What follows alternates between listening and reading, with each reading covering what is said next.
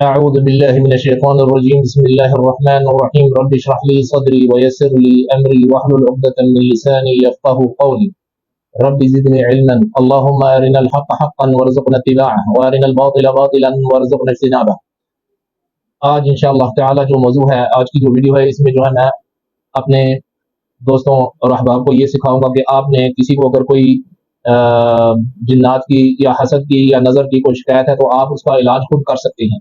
تو اس میں آپ کو کیا کرنا ہے اور کیا اس کی شرائط ہے اور کیا اس کی ضروریات ہیں وہ آپ کے پاس اس کا علم ہونا چاہیے، تاکہ آپ جو ہے نا اس کے بجائے کہ وہ مریض کو اٹھا کے آپ جگہ جگہ گھومتے پھرتے رہیں اور بے شمار آپ جو ہے نا اس پر اپنا وقت اور اپنا پیسہ ضائع کریں. حالانکہ وہ اتنا مشکل کام نہیں ہے کہ صرف آپ کی لا علمی کی وجہ سے بہت سے لوگ جو ہے نا وہ آپ کی جہالت کا وہ فائدہ اٹھا کے اور بہت زیادہ وہ امیر ہو چکے ہیں. تو سب سے پہلے جو اس کی ضرورت ہے کہ آپ کا جو ایمان ہے، آپ کا جو دین ہے، آپ کا جو عقیدہ ہے وہ صحیح ہونا چاہیے. تو اگر آپ کسی بھی طرح سے اللہ تعالیٰ کے ساتھ شرک کرنے والے ہیں تو آپ کی کسی قسم کی کوئی بھی جو ہے کوشش اور ہمت جو ہے کسی کام نہیں آئے گی. سب سے پہلے آپ کو موحد ہونا چاہیے، لا الہ الا اللہ پر آپ کا مکمل یقین ہونا چاہیے. اور دوسری چیز جو ہے کہ محمد رسول اللہ صلی اللہ علیہ وسلم کی سنت کے مطابق، طریقے کے بتائے ہوئے طریقے کے مطابق آپ کو جو ہے آپ کو علاج کرنا چاہیے.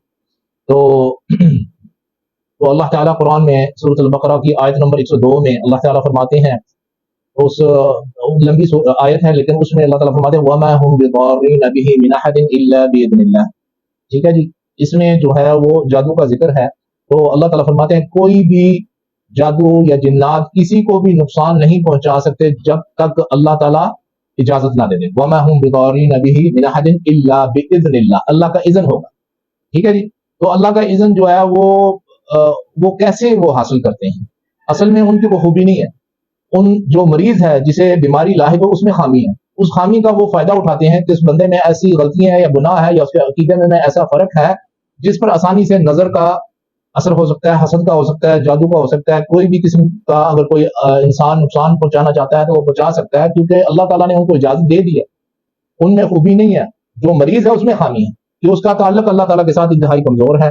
ٹھیک ہے جی.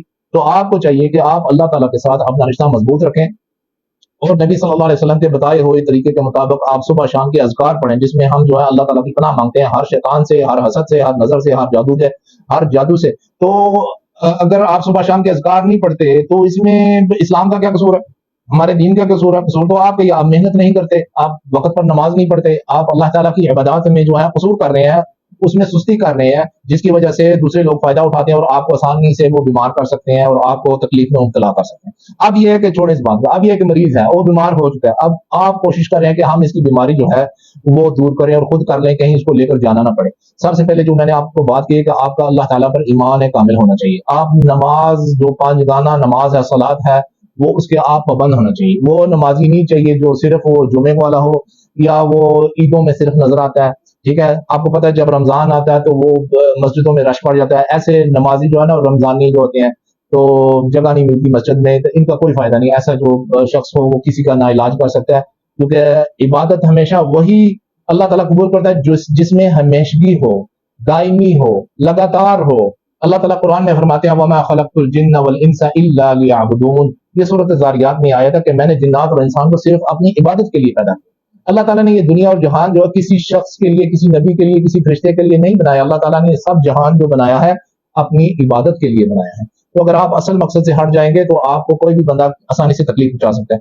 چلو فرض کر لیتے ہیں کہ آپ کا ایمان بالکل ٹھیک ہے اور آپ پنجگانہ نماز کے پابند ہیں اور آپ نے صبح شام کے اذکار پڑھے ہوئے ہیں، آپ نے پڑھے ہوئے ہیں. اب یہ ہے کہ آپ نے اگر کسی مریض کا علاج کرنا ہے تو سب سے پہلے آپ 100 دفعہ جو ہے لا الہ الا اللہ وحدہ لا شریک لہ لہ الملک ولہ الحمد وہو علی کل شیء قدیر. 100 دفعہ اس کو اسی طرح آرام کے ساتھ اور اس کو سمجھ کے اس کو پڑھنا ہے 100 دفعہ. ٹھیک ہے جی. یہ رٹا نہیں لگانا، لا الہ الا اللہ وحدہ لا شریک لہ لہ الملک ولہ الحمد وہو علی کل شیء قدیر. اس کا کوئی فائدہ نہیں ہوگا. آپ نے اللہ تعالیٰ کے کلام جو ہے انتہائی ادب کے ساتھ اور آہستگی کے ساتھ اور اس کو سمجھ کے پڑھنا ہے. اس میں یہ ہوگا کہ آپ محفوظ ہو جائیں گے. جب آپ کی پروٹیکشن جو ہے، حفاظت جو ہے وہ مکمل ہو چکی ہے، تو پھر آپ کسی کو فائدہ بھی پہنچا سکتے ہیں. کیونکہ ظاہر ہے جو جن ہے وہ بھی مخلوق ہے، وہ سن رہا ہے، وہ کھاتا پیتا ہے، اسے نظر آ رہا ہے اور وہ سنتا بھی ہے، محسوس بھی کرتا ہے. تو جب آپ پڑھنا شروع کرتے ہیں، کوئی اگر آدمی ہے جس نے حصار نہیں کیا ہوا، ایسی اس نے اپنا بندوبست نہیں کیا اپنی حفاظت کا، تو فوراً مریض کو چھوڑ کر اس بندے پر حملہ کر دے گا جو اس کو شفا دینے کی اللہ تعالیٰ سے اس کا شفا حاصل کرنے کے لیے وہ اللہ کی کلام پڑھ رہا ہے. تو آپ نے جو ہے اگر آپ نے اپنا حصار نہیں کیا ہوا ایسی آیات آپ نے نہیں پڑھی ہیں، مثال کے طور پر آیت الکرسی ہو گئی، سورۃ اخلاص، سورۃ الفلق، سورۃ الناس، یہ نہیں پڑھی. یہ آپ نے یہ کلمہ جو ہے لا الہ الا اللہ وحدہ لا شریک لہ لہ الملک ولہ الحمد وہو علی کل شیء قدیر، ان الفاظ کو صرف پڑھنا نہیں، ان پر عمل بھی کرنا ہے. اللہ تعالیٰ میرا کوئی شریک نہیں ہے، اللہ تعالیٰ کی کسی کی محتاجگی نہیں ہے. آپ کا اگر ایمان اور عقیدہ ٹھیک ہے، پھر آپ جو بھی مریض ہے، جو تکلیف میں مبتلا ہے، چاہے اس کو مرگی کی تکلیف یا وہ بے ہوش ہو گیا ہے یا کسی بھی طریقے سے اس کے جسم پر کوئی نشانات آ چکے ہیں، یہ جناتی تکلیف ہے اس پر، تو آپ جو ہے اس کے قریب ہو کر، اگر تو وہ کوئی خاتون ہے تو اس کا محرم ساتھ ہونا بالکل لازمی ہے، اس کے بغیر نہیں ہونا چاہیے. اگر آدمی ہے تو کوئی مسئلہ نہیں، لیکن آپ کے ساتھ ایک ہیلپر بھی ہو سکتا ہے مریض جو ہے وہ کسی طریقے سے جو ہے وہ مقابلے میں آج کچھ ہو تو آپ کے ساتھ ہیلپ ہو تاکہ اس سے وہ پکڑے. تو آپ لگاتار اس پر جو ہے یہ پڑھائی کرتے جائیں. آپ نے پڑھنا کیا ہے؟ آپ جو مرضی پڑھیں. اللہ تعالیٰ قرآن میں فرماتے ہیں وَنُنَزِّلُ مِنَ الْقُرْآنِ مَا هُوَ شِفَاءٌ وَرَحْمَةٌ لِّلْمُؤْمِنِينَ، ہم نے قرآن میں سے آیتیں اتاری ہیں جس میں شفا ہے اور رحمت ہے ایمان والوں کے لیے. تو اس میں آیت میں ہمیں سمجھ لگی کہ پورا جو قرآن ہے یہ شفا ہے. آپ کو جو بھی صورت صحیح آتی ہے اس کا تلفظ صحیح آپ پڑھ سکتے ہیں، آپ کو اس کا حفظ جو ہے بالکل آپ کو 100% یقین ہے کہ مجھے یہ جو ہے اس میں کوئی غلطی نہیں، کیونکہ آپ جب غلطی کریں گے زیر زبر میں اس میں کوئی فرق ہوگا تو فائدہ نہیں ہوگا. تو آپ نے جب بھی اگر آپ کو صرف اگر سورۃ الاخلاص آتی ہے، ٹھیک ہے، اور سورۃ الفاتحہ آتی ہے، کافی ہے. آپ صرف لگاتار پڑھتے رہیں قل هو اللہ احد اللہ الصمد لم یلد ولم یولد ولم یکن له کفوا احد. اس میں تلفظ بالکل صحیح ہے اور آپ نے ٹھیک طریقے سے پڑھا، اس میں کوئی جلد بازی بھی نہیں. ورتل القرآن ترتیلا، اور آپ نے ٹھہر ٹھہر کے بھی پڑھا. آپ سورۃ الفاتحہ اچھے طریقے سے پڑھ سکتے ہیں، سورۃ الفاتحہ پڑھیں. اس میں یہ ہوگا جب وہ جن اس کو پتا ہے کہ میں جو اس مریض کو جس نے تکلیف میں مبتلا کیا کہ میں اب یہ جو بندہ ہے اس کو میں روک نہیں سکتا کیونکہ اس نے اپنا حصار کیا ہوا اور یہ جو بندہ ہے یہ پوری شرعی تقاضوں پر پورا اترتا ہے، تو وہ اس کے ساتھ ظاہر مقابلہ نہیں کر سکتا. تو اس کے لیے دو راستے ہیں، یا تو وہ بھاگ جائے، دوسرا راستہ یہ ہے کہ وہ تکلیف کو برداشت کرے، کیونکہ جو قرآن کی آیات ہیں وہ اسے تکلیف دیں گی، مختلف اذیتوں میں وہ مبتلا ہوگا جو شیطان ہے، اور اس مریض پر بھی ظاہر ہوگا. تو جب شیطان جو ہے اسے تکلیف ہوتی ہے تو انسان پر بھی اس کی علامات ظاہر ہوتی ہیں، وہ بھی اس کے ساتھ ساتھ چیخیں مارتا ہے یا فاسق لڑتا ہے یا جو بھی کرتا ہے یا زور میں آتا ہے. اصل میں وہ شیطان ہے جو اللہ کی کلام کو برداشت نہیں کر رہا، تو وہ جو ہے اس کو چھوڑ بھی نہیں سکتا، اور مقصد یہ ہے کہ وہ صبر بھی کر رہا ہے. تو وہ کب تک صبر کرے؟ اب یہ جو ہے جو آدمی پڑھ رہا ہے اب اسے صبر کرنا چاہیے، کہ یہ نہیں ہے کہ اس نے 5 منٹ پڑھا ہے تو میں تو تھک گیا یہ ٹھیک نہیں ہو رہا بس. نہیں، آپ لگاتار پڑھتے جائیں، پڑھتے 1 گھنٹہ لگ جائے، 2 لگ جائے، 3 لگ جائے، پھر آپ وقفہ کریں، نماز پڑھیں، پھر آپ جو اللہ کی کلام پڑھنی شروع کر دیں. اگر پہلے دن نہ ہوا، دوسرے دن، تیسرے دن جو ہے وہ شیطان اتنا وہ تکلیف برداشت نہیں کر سکتا اور اسے لازماً اس مریض کو چھوڑنا پڑے گا، اور وہ جائے گا جب تو مریض جو ہے انشاءاللہ تعالیٰ اللہ تعالیٰ کے فضل سے اور کرم سے وہ ٹھیک ہو جائے گا. ٹھیک ہے، اللہ تعالیٰ قرآن میں فرماتے ہیں وَاسْتَعِينُوا بِالصَّبْرِ وَالصَّلَاةِ، مدد مانگو نماز سے اور صبر سے. وہ صبر کر رہا ہے ایک غلط کام پر، تم صبر کرو اچھے کام پر.